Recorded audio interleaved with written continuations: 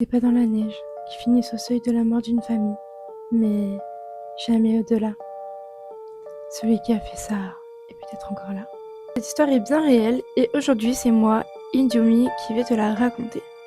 Alors, prends une grande inspiration, installe-toi bien au fond de ton canapé et c'est parti.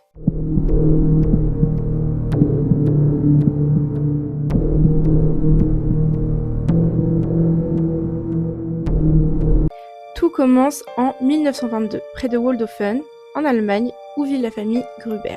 Cette famille vivait dans une ferme appelée la ferme Hinterkaifeck. Désolée pour ma prononciation, je ne suis pas allemande. Voilà. Mais il faut savoir que bien avant le massacre que je vais vous raconter aujourd'hui, la terreur et la violence régnaient déjà au sein de cette famille, au sein de cette ferme. En 1885, le mari de Casilia, Azam, meurt d'une pneumonie. Quelque temps après, elle ira travailler à la ferme d'Andreas Gruber, un homme plus jeune qu'elle, avec qui elle finira par se marier moins d'un an après le décès de son mari. Ils auront 3 filles, dont Victoria, la seule qui pourra atteindre l'âge adulte. Durant son adolescence, Victoria aurait été abusée par son père ainsi que sa mère. De nombreux témoignages, notamment des témoignages de domestiques, disent également avoir reçu des confidences directes de la part de Victoria sur ses gestes incestueux. En 1914, Victoria épouse Carl Gabriel, qui décédera quelques mois plus tard sur le front lors de la Première Guerre mondiale. En 1915, elle donnera naissance à une petite fille qu'elle appellera Casilia, comme sa maman, mais également surnommée Silly. Entre 1915 et 1916, Andreas et Victoria sont condamnés pour immoralité. Andreas écope d'1 an de prison et Victoria d'1 mois, mais cela ne les empêchera pas de continuer leurs incestes. En 1919, Victoria donne naissance à un petit garçon du nom de Joseph, dont la paternité est incertaine. Effectivement, celle-ci est attribuée à Lorenz Schittenbauer, mais son propre père, Andreas, pourrait également être le père de son enfant. Maintenant, venons-en aux faits.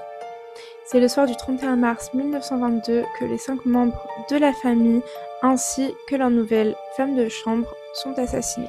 Cette nuit-là, l'agresseur attire la plupart de ses victimes dans la grange et la première de ces victimes est Casilia, aussi appelée Silly, donc la petite fille de 7 ans. Celle-ci ne meurt pas tout de suite, elle agonise durant des heures. La deuxième victime de cet agresseur inconnu est Victoria, la maman de la petite Casilia. Il faut savoir que Victoria, une fois attirée dans la grange, se débat, elle lui tire les cheveux, elle le frappe, etc.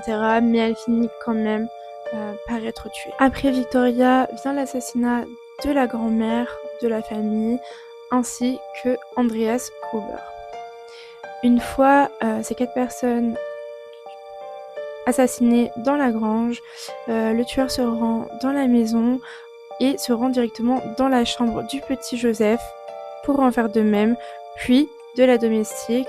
On suppose que la domestique a été surprise dans son sommeil par cet agresseur. Après ça, on dit que l'agresseur a vécu sur place plusieurs jours où il a nourri les bêtes, allumé le feu de la cheminée, etc.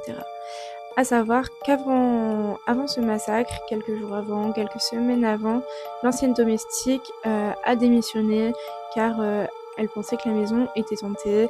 Ils entendaient des bruits dans le grenier, des clés disparaissaient. Il y a même un journal de Munich qui est apparu, sachant que personne ne s'était abonné à ce journal. Donc voilà, et la domestique qui a donc été assassinée ce jour-là était là pour son premier jour. Voilà.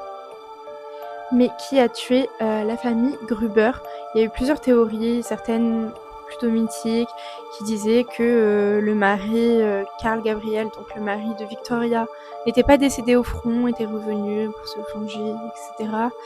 Seulement, des preuves ont été apportées sur le fait qu'il était bel et bien mort sur le front, donc que ce n'était pas possible.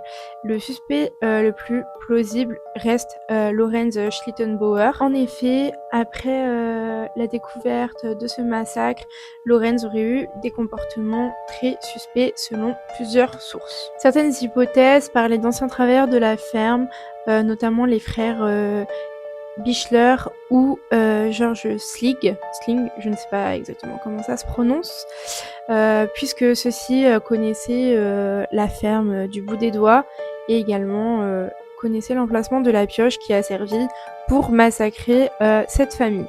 Il y a eu également d'autres témoignages qui accusaient les frères Thaler qui rôdaient apparemment assez fréquemment autour de la ferme. Un témoin isolé a également accusé un des voisins, Peter Weber. Seulement, l'enquête officielle n'a pas donné suite à ceci, puisque c'était vraiment un témoin isolé qui l'accusait sans réelle preuve.